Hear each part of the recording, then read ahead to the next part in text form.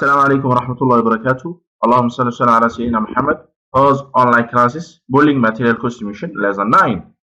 maanta lesson-keena waxaan kusoo qaadan doonaa block work cost estimation, qaabka jaajuurka lacagiisa loo xisaabiyo. sidoo kale waxaan arki doonaa qaabka maxaan dhahay openingska iyo waxyaabaha meelaha bambanaan oo dhan looga jaro gidaarkaaga. cashirka horeeyayna maxaan kusoo qaadanay qaabka tirada jaajuurka loo soo saaro. marka slide-keena haddaan noo furo wuxuu ku leeyahay saan maanta uga shaqeyno estimationka, yani lacagta tirada aad soo saarato jaajuur. waxaad u baahan tahay kow assume buu ku leeyahay 5% oo wastage ah. yani waxay ka dhigan tahay jaajuurka markaad soo gadato ama markaad isticmaalayso wuxuu badan yahay inuu jajabo. marka intaa jajabka iyo waxyaabahaas oo dhan 5% ayaanu total numberkaad haysto assume garanna inay wastage tahay. marka wastage markay noqoto maxay noqon in the additional ahaan loogu daro oo 1.05 ayay noqon doontaa.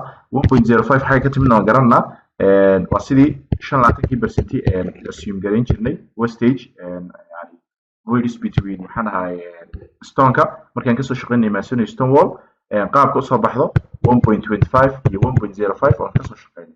marka cashirkii maxaan dhahay cashirkii aad kusoo qaadatay hore aad dib u muraajaceyn.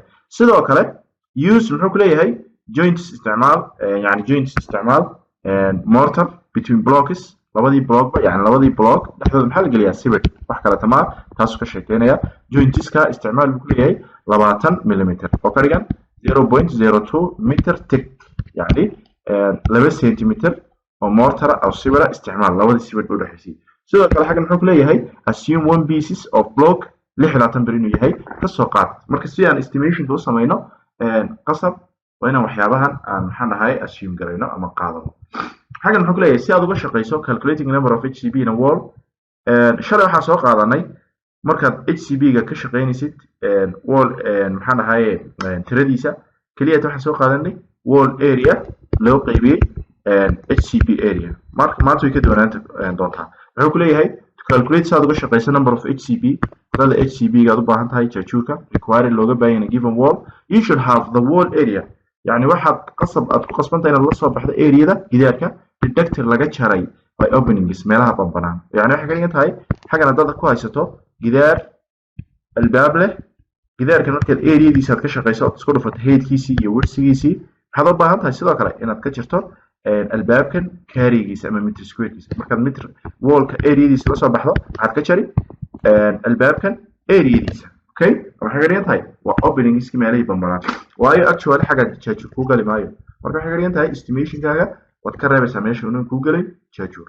sidoo kale wuxuu ku leeyahay you should have waxaad also yani la soo bixi the area of HCB including the joints, yani waxaad maanta isticmaali doontaa buu ku leeyahay areada HCB-ga. shalay maxaa soo isticmaalay areada waa kan waxaa soo isticmaalay head 0.08 oo bilaa joint waa. wuxuu ku leeyahay area of one block with a joints oo 40 cm ayaanu ku dhufanay 20 cm dabna intaasoo 0.08 meter square bay soo baxday. marka maanta wuxuu ku leeyahay 2 cm oo joint ayaad assume garaynaysa areada saxdeed isticmaalayso kaasay noqon doontaa. marka 0.0924 kaawan ka gudubnay kaas shalay baan cashir kusoo qaadanay head, yani as a beginner markaad tahay kaasaad isticmaali, laakiin markaad tirada saxdaad soo saarayso kanaad isticmaali doonta. faa'iidooyinka leedahayna waan arki doonaa. marka muxuu ku leeyahay to add inaad ku add garayso, yani ku darto joints between blocks, yani areadii inaad yani sida imika 0.09 ka aan ugu darsano jointska blockatigaaga, yani jointska inaad ku darto maxay ku siinaysaa give the actual number, tirada saxda ku siinaysaa in a wall yani gidaar ku jirta.